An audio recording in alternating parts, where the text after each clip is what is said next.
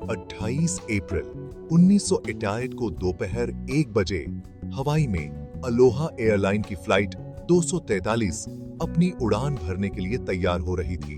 ये एक बड़ा ही सुहाना दिन था। अच्छी खासी धूप निकली थी और ज्यादातर लोग यहाँ छुट्टी मनाने आए थे। हवाई को अगर आप नहीं जानते तो ये एक ग्रुप ऑफ आइलैंड्स हैं पैसिफिक ओशन के बीच, जो अमेरिका का हिस्सा हैं। बड़े ही सुंदर आइलैंड्स हैं और इनकी राजधानी है होनोलुलु। ये फ्लाइट एक्चुअली में हीलो से होनोलुलु जा रही थी।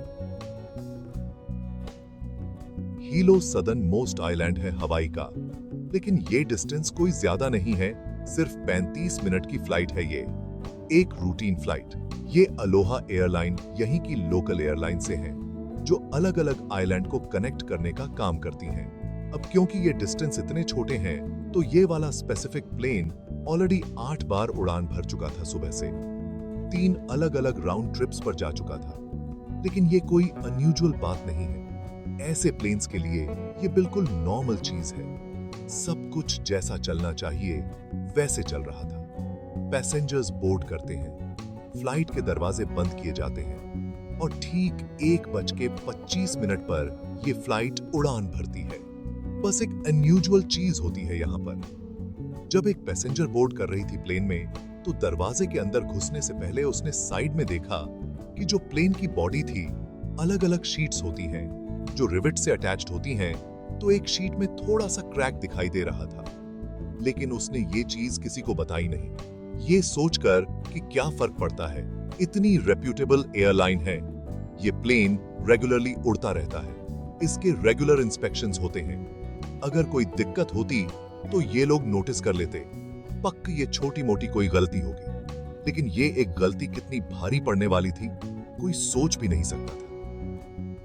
गलती थे।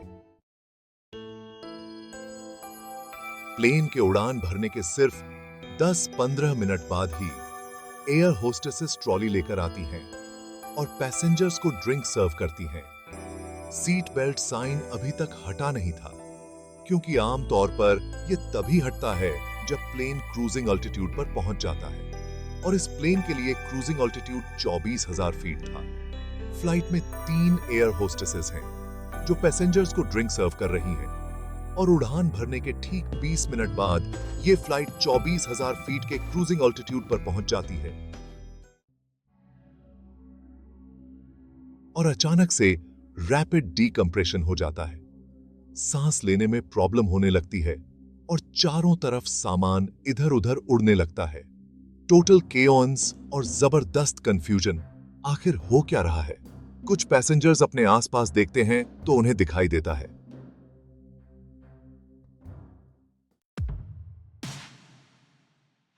प्लेन की छत और आसपास की दीवारें गायब हैं। ऊपर उन्हें खुला आसमान दिख रहा है।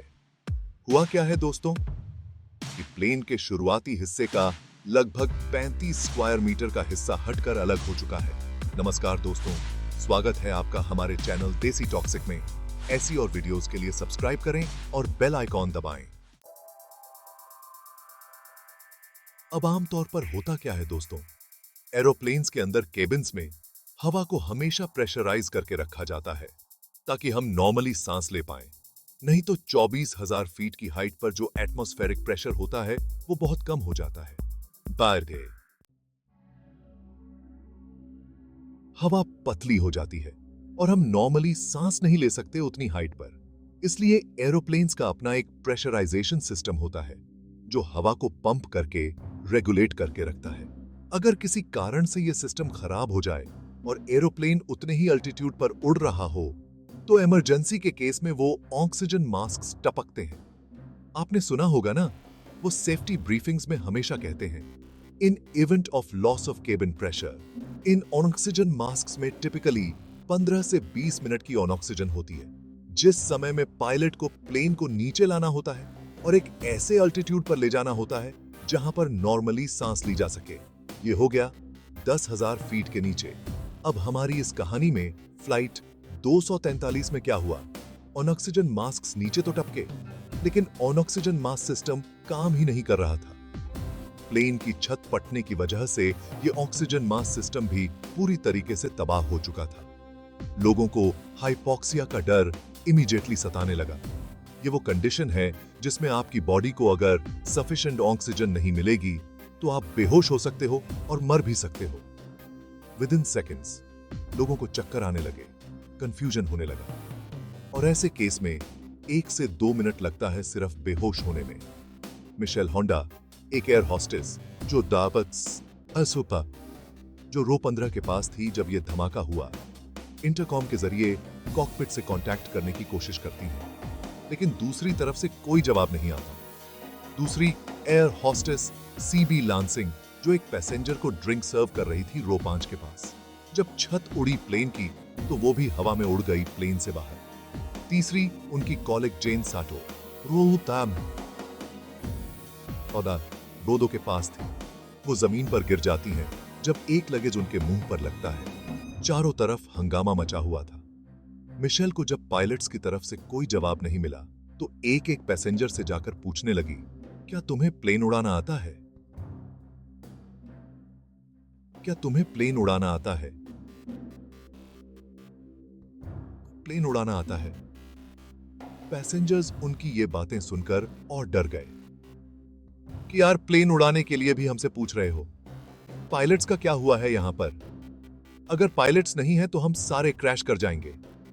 जमीन पर रेंगते हुए वो धीरे धीरे कॉकपिट के नजदीक पहुंचती हैं और वहां उन्हें दिखता है कि उनकी कॉलीग जेन के सर से खून निकलना शुरू हो चुका। कॉकपिट के अंदर देखने की कोशिश करती हैं, वो तो उन्हें कुछ दिखाई नहीं देता। कॉकपिट का व्यू पूरी तरीके से ब्लॉक्ड है।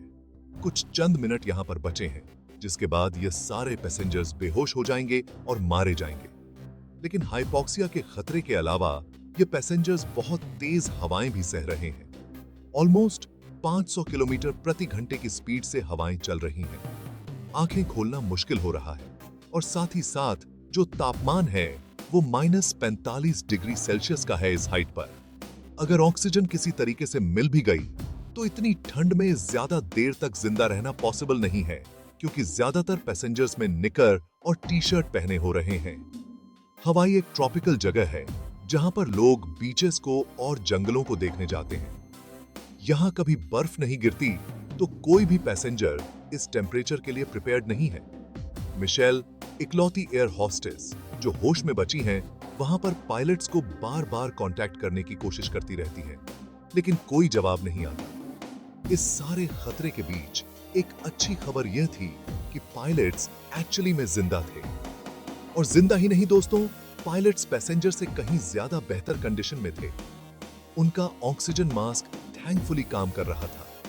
कमांड संभाले हुए थे 44 साल के कैप्टन रॉबर्ट शॉन्सटाइमर, एक बेहद एक्सपीरियंस पायलट जो 11 साल से अलोहा एयरलाइंस के लिए काम कर रहे थे। इनके साथ दूसरी तरफ थी 36 साल की फर्स्ट ऑफिसर मीमी टॉम्किंस। जब वो धमाका हुआ था, दोनों को एक बड़ा झटका लगा था और पीछे मुड़ के जब दोनों ने देखा तो उन्हें दिखाई दिया कि प्लेन की छत गायब थी और कॉकपिट डोर भी मिसिंग था। बहुत सारा मलबा चारों तरफ फैला हुआ था, लेकिन दोनों इमीडिएटली काम पर लग जाते हैं। सबसे पहले अपना ऑक्सीजन मास्क पहनते हैं और हालातों को समझते हुए एक इमरजेंसी डिसेंट करने का निर्णय लेते हैं। करीब 500 किलोमीटर प्रति घंटे की स्पीड से वो 4100 फीट प्रति मिनट डिसेंट करते हैं। लेकिन वक्त का ये खेल सिर्फ प्लेन को थोड़ा सा नीचे लाने तक सीमित नहीं था। इनके लिए एक दूसरी और भी बड़ी प्रॉब्लम सामने आती है। पता चलता है कि इस हादसे की वजह से जो प्लेन का नोज है, आगे वाला हिस्सा जिसमें बैठे हुए, वो थोड़ा सा नीचे हो गया है, करीब 1 मीटर से। सिर्फ प्लेन का जो जमीनी हिस्सा है, उसी की बदौलत ही कॉकपिट और केबिन एक साथ जुड़े हुए हैं अभी भी। अगर ज्यादा देर तक ये ऐसे ही उड़ते रहे तो झुकते झुकते ये दोनों हिस्से टूटकर एक दूसरे से अलग भी हो सकते हैं। मिमी टॉम्किंस होनोलुलु को कांटेक्ट करती हैं और उन्हें इन्फॉर्म करती हैं कि यहां पर क्या हुआ है। उन्हें कहा जाता है कि प्लेन को होनोलुलु में उतारने की छोड़ो, माओई में उतार लो, वो ज्यादा पास है। 1:48 वो माओई टावर को कांटेक्ट करके सिचुएशन बताती हैं। इस वक्त करीब 3 मिनट हुए थे जब से प्लेन की छत फटी थी, लेकिन थैंकफुली प्लेन 14,000 फीट पर आ चुका था। इस हाइट पर ज्यादातर पैसेंजर के लिए सांस लेना इतना मुश्किल नहीं था, और क्योंकि ये 3 मिनट के अंदर ही हो गया था, ज्यादातर लोग बेहोशी से बच गए और हाइपोक्सिया का रिस्क कम से कम खत्म हुआ। मिमी टॉमकिंस माउई एयरपोर्ट को कांटेक्ट करके कहती है कि सारी इमरजेंसी सर्विसेज अपनी तैयार रखो, कुछ भी हो सकता है। ढेर सारे फायर फाइटर्स और रेस्क्यू व्हीकल्स रनवे पर आकर तैयार रहते हैं। हर कोई इस प्लेन के लैंड करने का इंतजार कर रहा है। करीब 1 मिनट बाद प्लेन 10,000 फीट की हाइट पर आ गया था, लेकिन एक और प्रॉब्लम सामने आ गई। सामने एक बड़ी सी 10,000 फीट की पहाड़ी, दिहालिया काला समेत। ये पहाड़ी माउई एयरपोर्ट और प्लेन के बिल्कुल बीच मौजूद थी। कैप्टन रॉबर्ट्स प्लेन को धीरे करते हैं, 210 नॉट, 200 नॉट, 170 नॉट और धीरे करते रहते हैं। जितना धीरे हो सके उतना धीरे से उड़ाते हैं। अगर इससे नीचे चले गए तो फ्लाइट कंट्रोल करने में प्रॉब्लम हो सकती है, लेकिन इस 170 नॉट की स्पीड को मेंटेन करते हुए वो 2 आइलैंड्स के बीच में से प्लेन को निकालते हैं। पहाड़ी से बचते हुए प्लेन टर्न करता है और एयरपोर्ट की तरफ मुड़ लेता है। ये वो पॉइंट था जब पैसेंजर की जान में जान आती है। उन्हें फाइनली रियलाइज होता है कि हमारे प्लेन में एक पायलट है जो न सिर्फ जिंदा है, वो प्लेन को ठीक ठाक उड़ा भी पा रहा है। जैसे जैसे रनवे की तरफ प्लेन नीचे आने लगता है, मिमी टॉमकिंस लैंडिंग गियर को नीचे लाती हैं। 3 सेट ऑफ व्हील्स होने चाहिए, 2 पीछे की तरफ, 1 आगे की तरफ। पीछे वाले को मैं गियर कहा जाता है और इंडिकेटर दिखा रहा था कि मैं गियर तो सक्सेसफुली रिलीज हो चुका है, लेकिन जो नोज गियर है, आगे वाले व्हील है, वो नीचे नहीं आ पा रहा है। अब टेक्निकली देखा जाए, बिना इस आगे वाले पहिए के, बिना इस नोज गियर के लैंड करना पॉसिबल तो है। इस चीज को बेली लैंडिंग कहा जाता है।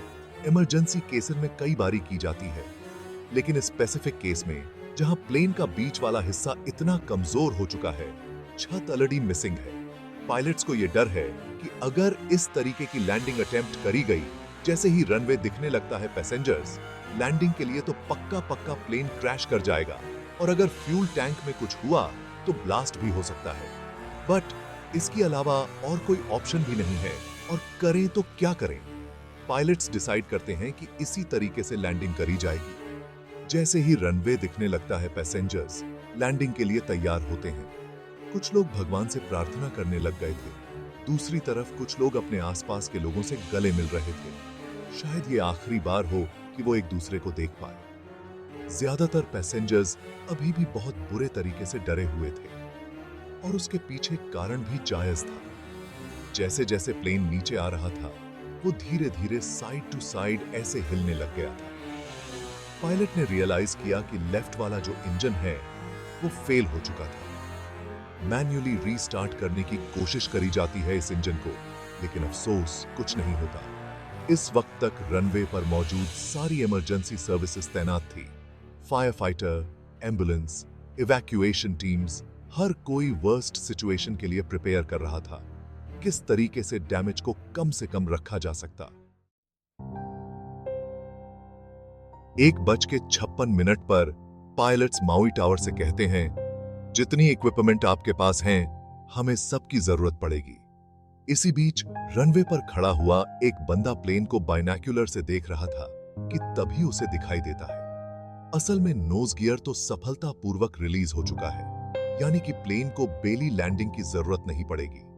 पायलट्स को इन्फॉर्म किया जाता है और पायलट्स की जान में जान आती है।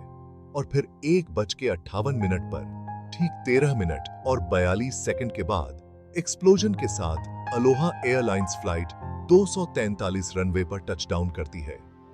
कैप्टन ब्रेक्स इस्तेमाल करने के अलावा बचे हुए इंजन नंबर 2 का थ्रस्ट रिवर्सर भी इस्तेमाल करते हैं, और प्लेन धीरे धीरे शांति से आकर रुक जाता है। रनवे पर मौजूद सभी इमरजेंसी टीम्स राहत महसूस करती हैं। प्लेन से इमरजेंसी एग्जिट के जरिए पैसेंजर्स को नीचे उतारा जाता है। सभी पैसेंजर्स कैप्टन को शाबाशी देते हैं और धन्यवाद करते हैं उनकी जिंदगियां बचाने के लिए। हालांकि ज्यादातर लोग सेफ थे, लेकिन कई पैसेंजर्स को भारी चोट लगी थी।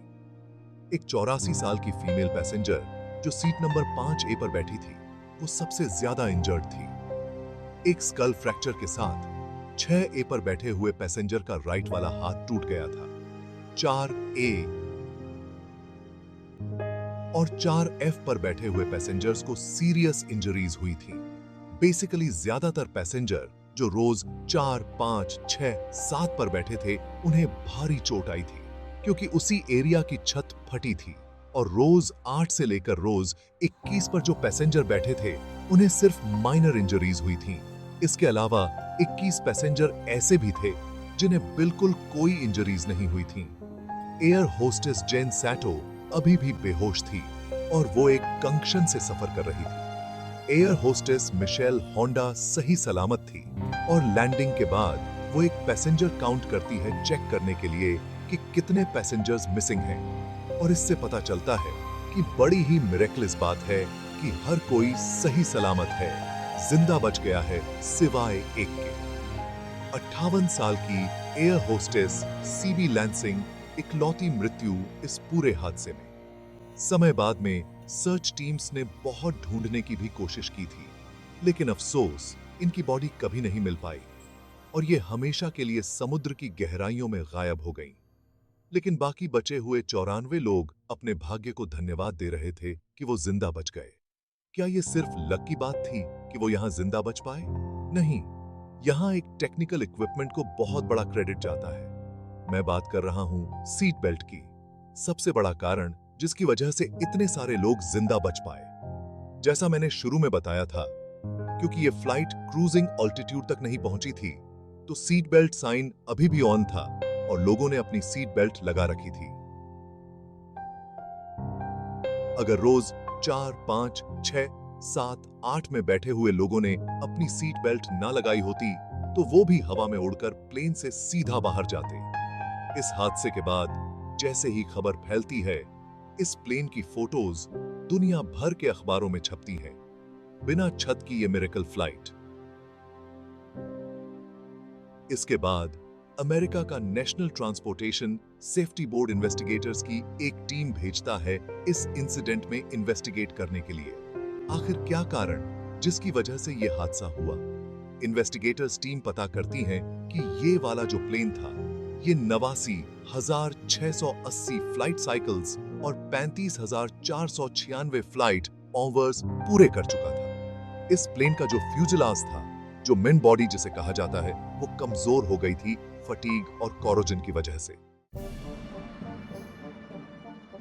जब जब ये प्लेन हवा में होता था, इस पर लगी हुई मेटल शीट्स एक्सपैंड करती थी प्रेशराइज्ड केबिन की वजह से, और जब जब ये जमीन पर होता था, ये फ्यूजलाज कॉन्ट्रैक्ट करता था।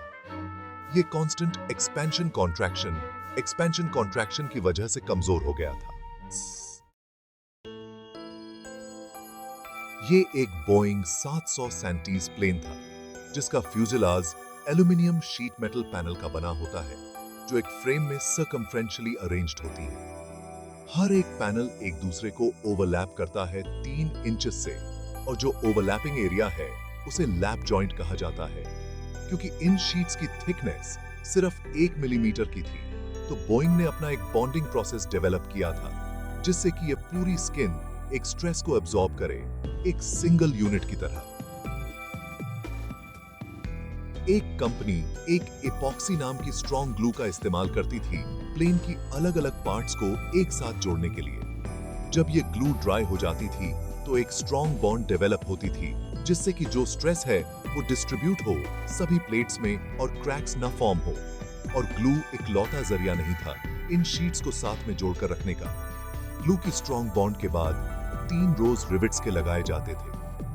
ये हर एक ओवरलैप में लगाए जाते थे।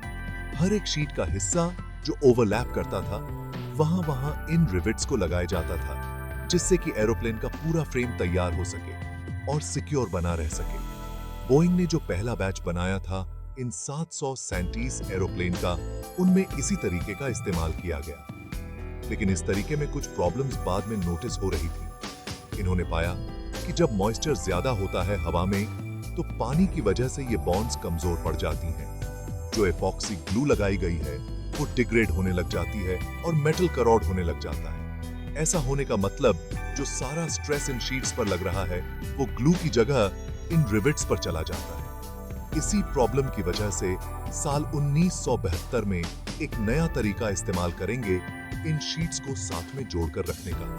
हॉट बॉन्डिंग का वो इस्तेमाल करेंगे। इसमें हीट और प्रेशर का इस्तेमाल किया जाता है दो शीट्स को साथ में जोड़कर रखने के लिए।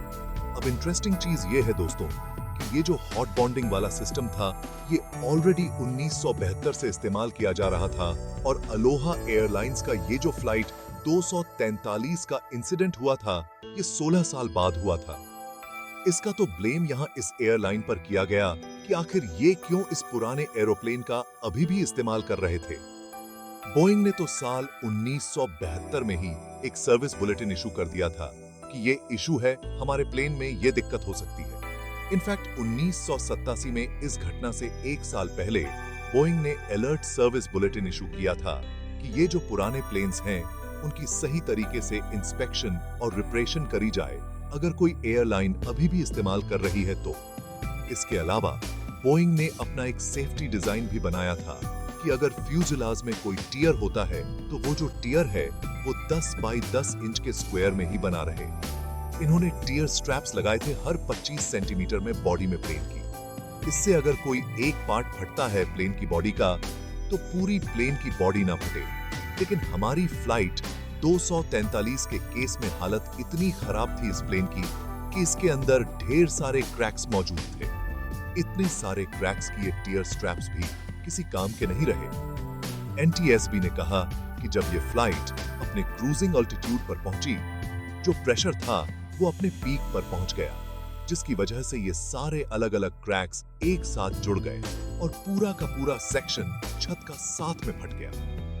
जो फाइनल रिपोर्ट निकाली एनटीएसबी ने उसमें 3 मुख्य कारण बताए गए इस हादसे के पीछे। पहला, अलोहा एयरलाइंस की मैनेजमेंट ने अलोहा एयरलाइंस को कहा कि तुम एक नए टेस्टिंग मेथड का इस्तेमाल करो अपनी प्लेन की बॉडी में क्रैक्स ढूंढने के लिए। एडी करंट टेक्निक, जिसमें इलेक्ट्रिक करंट मेटल से ले जाया जाता है और छोटे छोटे क्रैक्स ढूंढे जाते हैं जो नॉर्मल इंसानों को आंखों से दिख भी ना सकें। अलोहा एयरलाइंस ने कहा कि उन्होंने इस टेक्निक का इस्तेमाल किया था। तीसरा, जब पुरानी बॉन्डिंग टेक्निक में प्रॉब्लम्स देखी गईं, तो बोइंग और एफएए दोनों ने इन इश्यूज को हल्के में लिया। बोइंग ने अपने 737 प्लेन को डिजाइन किया था कि वो 20 साल तक उड़ सके, जिसमें 51,000 फ्लाइट आवर्स और 75,000 साइकिल्स का टाइम लिमिट रखा गया था। हालांकि अलोहा फ्लाइट 243 के प्लेन ने इससे कम फ्लाइट आवर्स उड़े थे, लेकिन यह प्लेन ऐसा था जो बहुत सारी छोटी छोटी फ्लाइट्स करता था। इसकी वजह से इसका फ्लाइट साइकिल काउंट 90,000 पर था, जबकि बोइंग ने कहा था कि हमारी सर्विस लाइफ 75,000 साइकिल्स की है। यह अपनी 20 साल की लाइफ टाइम के एंड पर भी था। एक और कारण जिसकी वजह से यह हादसा हुआ, एक अच्छी चीज इस हादसे के बाद यह हुई कि बोइंग के जितने भी पुराने एरोप्लेन थे उन सबको दोबारा से इंस्पेक्ट किया गया और पता है क्या पाया गया?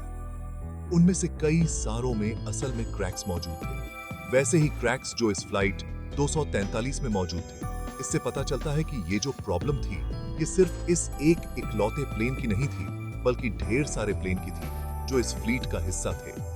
दूसरी अच्छी चीज ये होती है कि इस हादसे के बाद से सेफ्टी रेगुलेशंस दुनिया भर में और मजबूत बना दिए जाते हैं ताकि ऐसे हादसे दोबारा कभी ना हो। साल 1991 में फेडरल एविएशन अथॉरिटी अपना ageing aircraft safety programme launch करती है। इसके तहत जितने भी पुराने एयरक्राफ्ट्स हैं उनको मैंडेटरी इंस्पेक्शंस और कंट्रोल प्रोग्राम से गुजरना होगा। इसके बाद से एयरक्राफ्ट की मेंटेनेंस में जिन टेक्निक्स का इस्तेमाल किया जाता है, क्रैक्स ढूंढने के लिए टेक्निक्स भी हमेशा के लिए बदल गई। ये एडी करंट का इस्तेमाल करना, अल्ट्रासोनिक टेस्टिंग, वो सारे तरीके जो इंसानों की आंखों पर रिलाई नहीं करते हैं, अब उनका इस्तेमाल किया जाता है ऐसे क्रैक्स को पहले ही ढूंढ निकालने के लिए। नए रूल्स बनाए जाते हैं हाई साइकिल प्लेन्स के लिए, जो फ्लाइट्स अलोहा एयरलाइंस की तरह बहुत छोटी ड्यूरेशन की होती हैं। लेकिन ये प्लेन्स एक दिन में कई सारी फ्लाइट्स करते हैं, 10-20 फ्लाइट्स कर लेते हैं। इनकी इंस्पेक्शन और फ्रिक्वेंटली कराई जाए। अमेरिकन सरकार एक नया कानून भी पास करती है, एविएशन सेफ्टी रिसर्च एक्ट। पुराने एजिंग एयरक्राफ्ट के स्ट्रक्चर्स और इश्यूज को और बेहतर समझने के लिए और प्लान करने के लिए। ओवरऑल ये एक हादसा दोस्तों हमेशा के लिए एविएशन सेफ्टी स्टैंडर्ड्स को बदल डालता है, जिसकी वजह से थैंकफुली इसके बाद से लेकर आज तक कभी भी इस लेवल का हादसा इस तरीके से दोबारा कभी नहीं हुआ है। मिलते हैं फिर अगले वीडियो में दोस्तों। बहुत बहुत धन्यवाद। अगर आपको यह वीडियो पसंद आई है तो इसको लाइक और सब्सक्राइब करें हमारे चैनल देसी टॉक्सिक को।